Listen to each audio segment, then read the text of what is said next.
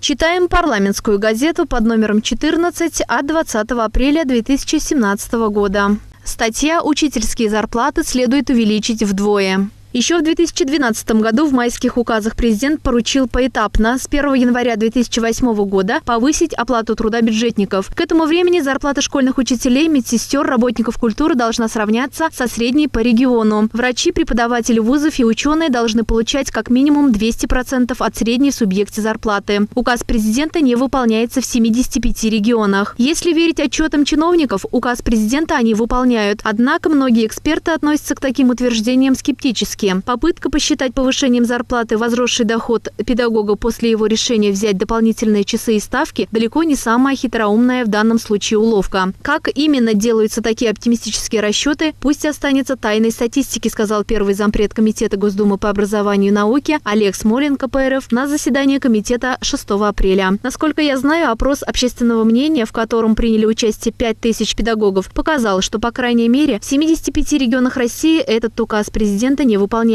Неоднократно эта тема поднималась и в Совете Федерации. Недавно во время встречи председателя Палаты регионов Валентина Матвиенко с работниками социальной сферы села учительница из Ивановской области Вера Маранова рассказала сенаторам, что зарплаты учителей в малокомплектных школах региона резко сократились. Сейчас их оклад составляет в лучшем случае 14 тысяч рублей, а где-то и 7 тысяч рублей. Причем за такие деньги вынуждены работать педагоги, награжденные международными профессиональными премиями. Чтобы не быть голословной, Маранова достала телефон и показала. Прямо во время встречи к ней пришло сообщение о начислении половины зарплаты в 6 тысяч рублей. На вопрос Матвиенко, как именно учителям объясняли падение зарплаты, Вера Маранова призналась, что довольно просто уменьшилось финансирование. Спикер Совета Федерации констатировала, что это нарушение майских указов президента Российской Федерации и пообещала разобраться в ситуации. Заинтересовались произошедшим и министр образования Ольга Васильева, также присутствовавшая в зале. После встречи она еще несколько минут общалась с Ивановской учительницей. Справятся ли регионы? С тем, что эта проблема требует скорейшего решения, члены Комитета Госдумы по образованию и науке согласились. Вопрос оплаты труда педагогов – один из самых главных в системе образования, сказала член Комитета Госдумы по образованию и науке Алена Аршинова. Противников того, что ее надо повышать, среди нас нет. Нужно менять систему оплаты труда педагогов, их зарплаты должны быть увеличены хотя бы в 2 раза и приведены к некоему единообразию по регионам. Но для этого нужны финансовые источники. Надо оценить, насколько регионы готовы к этому в кризисное время. В том числе из этих соображений депутаты не поддержали 6 апреля на заседании профильного комитета законопроекта Олега Смолина, предписывающий, что зарплаты воспитателей детсадов и учителей должны превышать размер средней зарплаты по региону и быть не меньше, чем размер средней зарплаты в целом по России. Для мастеров производственного обучения и педагогов профессиональных образовательных учреждений парламентарий предложил утвердить зарплаты не менее чем в 1,5 раза превышающие размер средней в субъекте и не меньше 1,5 размера средней зарплаты в целом по России. У профессорско-преподавательского состава в вузах, по мнению Смолина, зарплаты должны не менее чем в 2 раза превышать размер средней по региону и быть не меньше 2-кратного размера средней зарплаты по России. Рассчитывать эти зарплаты коммунист предложил, отталкиваясь от фиксированной нормы рабочего времени. В дошкольном общем образовании она должна составить 18 часов в неделю, в профессиональном и высшем образовании 720 часов в год. Отклонить законопроект комитет рекомендовал и по формальным причинам. Планка среднего оклада законом вообще не устанавливается, пояснил председатель Комитета Госдумы по образованию и науке Вячеслав Никонов. Это делается в дорожных картах министерства, в указе президента как целеполагание, вектор движения. В свою очередь, Олег Смолин предложил провести на эту тему парламентские слушания. По его мнению, необходимо заняться анализом альтернативных способов повышения благосостояния педагогов. Статью подготовила Ольга Шульга. Специально для рубрики «Читаем газеты» Олеся Григорьева.